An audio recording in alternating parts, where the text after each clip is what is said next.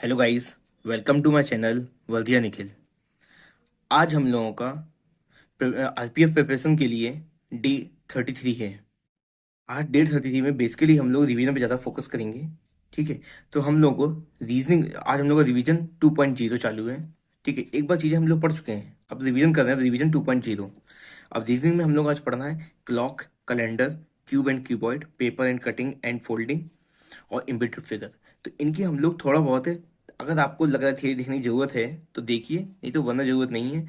आप इन सबके questions practice कीजिए और जितनी ज़रूरत है थियरी की और कंसेप्ट की, वो उस कंसेप्ट आप जाके क्लियर कीजिए अपने। ठीक है, रीजनिंग में आपको बस 5 चीज़ें पढ़नी है ये, और इनके प्रीवियस ईयर लगाने हैं। ठीक है, और अब आ जाइए, अगला टॉपिक है फिजिक्स का। फिजिक्स में ग्रेविटेशन, प्रेशर और फ्लोटेशन, इसको हम लोग को ल्यूसेंट से, ये सब देखिए ल्यूसेंट, इसको तो ल्यूसेंट से जल्दी से हम लोगों को 3 चैप्टर बस रीड कर लेने हैं, काम खत्म। केमिस्ट्री में भी सेम करना है, पीरियोडिक क्लासिफिकेशन ऑफ एलिमेंट और केमिकल बॉन्डिंग, ये दोनों चैप्टर हम लोग ल्यूसेंट से इसको तुरंत रीड कर लेंगे। बस आपको पीवाईक्यू लगाने की इतनी इंपॉर्टेंट नहीं है, बस आप इनको रीड कर लीजिए, अभी हम रिवीजन चल रहा है हम लोगों का। ठीक है, और हम लोग मैथ्स में करेंगे आज सिंप्लीफिकेशन, जो हम लोग का चल रहा था उसी को कंटिन्यू करेंगे। और अगला टॉपिक है आप लोगों का बायोलॉजी। तो बायोलॉजी में क्या है, सिस्टम ऑफ ह्यूमन बॉडी। ठीक है, ये काफ़ी बड़ा टॉपिक है, इसमें मतलब 8 से 9 टॉपिक है इसके अंडर में। तो आज हम लोग इसका डाइजेस्टिव सिस्टम्स में आपको काफ़ी चीज़ें पढ़नी होंगी। जैसे आपको ये आपको ये एक बार देख लीजिएगा एलिमेंट्री कैनाल क्या होता है, ये सब चीज़ें पढ़ने से पहले, कि जैसे एलिमेंट्री कैनाल होता है हम लोगों का, एलिमेंट्री कैनाल, एलिमेंट्री कैनाल, तो ये कहाँ से चालू होता है, पहले माउथ, माउथ से आता है ओरल कैविटी, फिर फार्निक्स और ओसोफेगस, फिर स्टमक, फिर स्मॉल इंटेस्टाइन, फिर लार्ज इंटेस्टाइन, फिर एनस। तो लास्ट क्या हो जाता है, एनस, वहाँ पे जाके चीज़ें ये खत्म हो जाती हैं। तो बस आपको बेसिकली इतने ये मतलब एलिमेंट्री कैनाल का जो ऑर्डर होता है ये पता होना चाहिए, कहाँ से कहाँ चीज़ें जा रही हैं, बस इसमें इतना ही इंपॉर्टेंट है।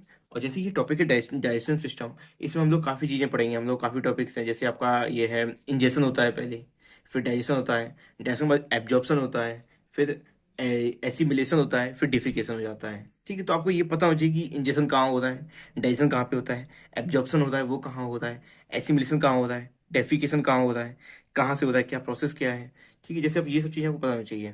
तो माउथ में डाइजेस्टिव जूस कौन सा है, ये तो काफ़ी इजी, सबको मालूम अभी से ही होगा कि सलाइवा होता है।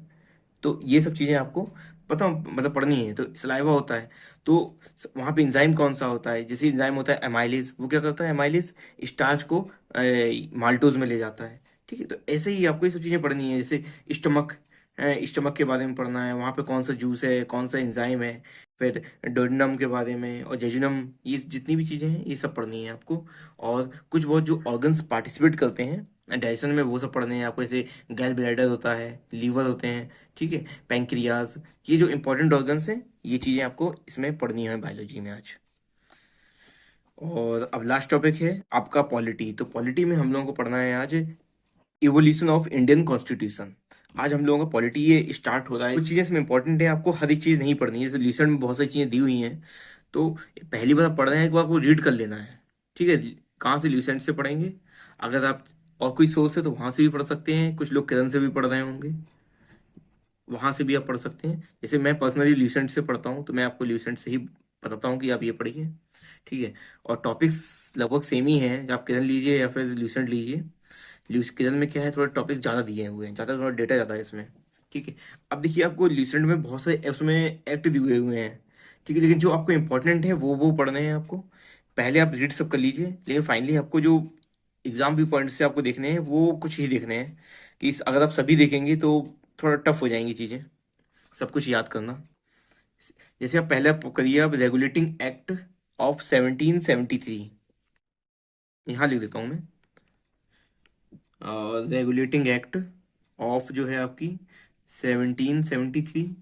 और ये किया आया था पिट्स इंडिया। उसके बाद आप जो इम्पोर्टेंट है ये वाली करिए आप, इंडियन काउंसिल एक्ट 1909। ठीक है, और उसके बाद है गवर्नमेंट ऑफ इंडिया एक्ट 1919।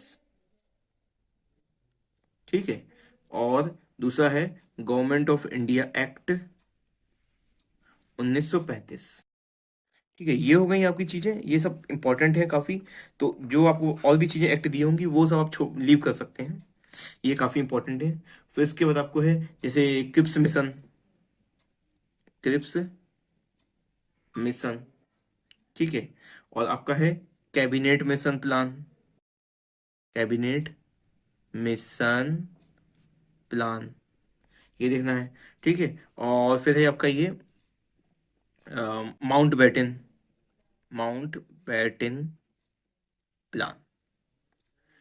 तो ये सब बस इतने टॉपिक है इसमें, ये पढ़ लेने हैं। सब में 3 से 4 लाइन ही पढ़नी है बस, जो इंपॉर्टेंट है आपकी उतना पढ़ना है। हो सकता है लिस्ट में ज़्यादा दिया हो, तो इतना ज़्यादा पढ़ने की जरूरत नहीं है, जो एग्जाम में आना है बस उस पर फोकस करिए, पहली बार है आप। और फिर इसके बाद जब आप कोई, और देखिए पहले बार जब पढ़ेंगे ना ल्यूसेंट, आप कुछ मार्क नहीं करना है उसमें अभी, ठीक है। कुछ भी नहीं मार्क करना है, बस आपको रीड कर लेना है, चीज़ें याद करनी है। फिर उसके बाद की पिट्स इंडिया एक्ट में ये है, ठीक है।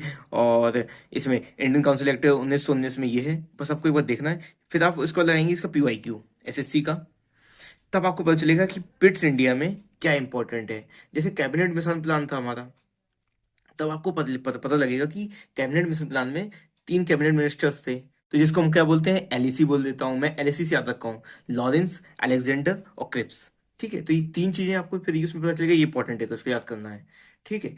और फिर इसका ऑब्जेक्टिव क्या है, वो आपको मतलब कि मतलब उससे ऑब्जेक्टिव इंपॉर्टेंट है, क्रिप्स मिशन प्लान में जो ऑब्जेक्टिव है उसका, वो काफी इंपॉर्टेंट है। तो ऑब्जेक्टिव क्या था उसका, कि इंडिया को जल्द से जल्द इंडिपेंडेंस देना है, ठीक है। उसका मतलब ऑब्जेक्टिव ये था। तो एग्जाम में ऐसा क्वेश्चन पूछेंगे, तो आपको उसमें मार्क कर लेना है कि अच्छा ये इंपॉर्टेंट है बस। तो बस जो इंपॉर्टेंट है वो मार्क करने हैं एग्जाम के समय। आपको फिर मतलब आगे जितनी बार रिवीजन करेंगे, तो वही चीज़ें आपको रिवाइज करनी है जो आपने मार्क की हैं, और जो मार्क नहीं कर रखी हैं उनको नहीं देखना है, ओके। तो आज के लिए आपको सिर्फ इतना ही पढ़ना है। आप मैथ्स में सिंप्लीफिकेशन पढ़ेंगे, ठीक है। आपको आज काफी, देखिए रीजनिंग है ये, तो रीजनिंग आपका 1 से 1.5 घंटे में सब चीज़ें हो जाएंगी। 1 से 1.5 घंटे में सब पूरा रिवीजन, 1.5 से 2 घंटे मैक्सिमम, 1 से 1.5 घंटे में रिवीजन हो जाएगा आपका सभी रीजनिंग का। फिजिक्स ये बहुत छोटा सा टॉपिक है। केमिस्ट्री जैसे ये इंपॉर्टेंट है काफ़ी, इसमें टाइम लगेगा। वो पीरियोडिक क्लासिफिकेशन ऑफ एलिमेंट, इसमें क्या है कि जो चीज़ें आपने, एक तो टेबल है आपकी पीरियड टेबल, वो आपको रिवाइज करनी होंगी, आपको वापस से याद करनी चाहिए। आप अभी आप दिमाग से निकल गई होंगी चीज़ें, ठीक है, तो आपको फिर से याद करनी है, ठीक है। अभी आपको यही सिर्फ पीरियड टेबल याद करनी है। फिर इसके बाद कुछ एलिमेंट्स के क्वेश्चंस होते हैं, जैसे एलिमेंट्स होते हैं कि सबसे हल्का एलिमेंट कौन सा है, भारी कौन सा है, ये छोटे छोटे एग्जाम क्वेश्चंस होते हैं। कौन सा जलनशील एलिमेंट जल्दी जल जाता है, कौन, और कौन सा पानी में डालने के बाद विगरसली बर्न होगा।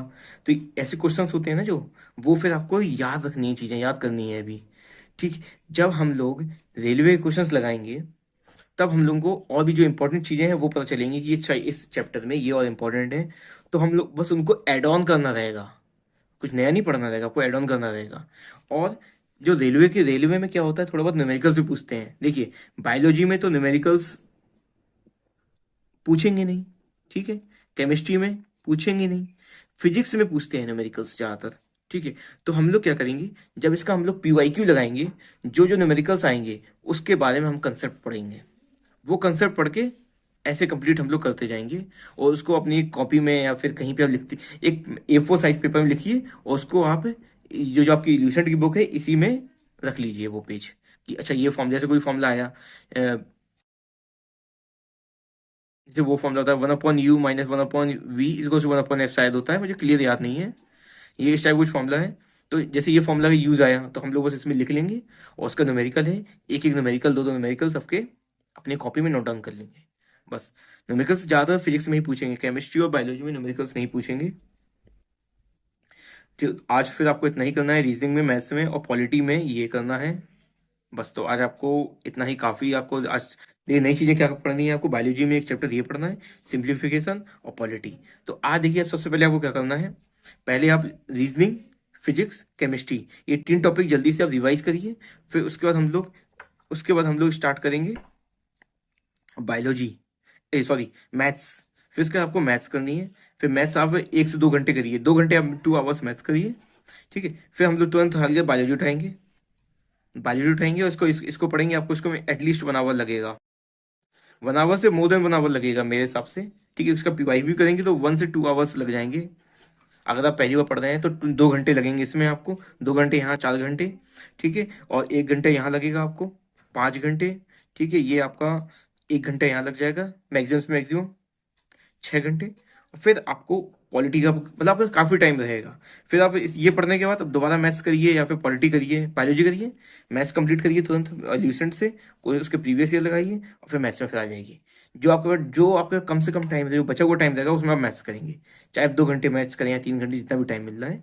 मैथ्स हम लोग थोड़ा धीमे लेके चल रहे हैं, इसमें स्लो प्रोसेस लेके चलना है ताकि चीज़ें हम लोग के दिमाग में रहें। अभी देखिए, अब सिंप्लीफिकेशन करने के बाद हम लोगों को फिर उसका रिवीजन स्टार्ट करना है मैथ्स का।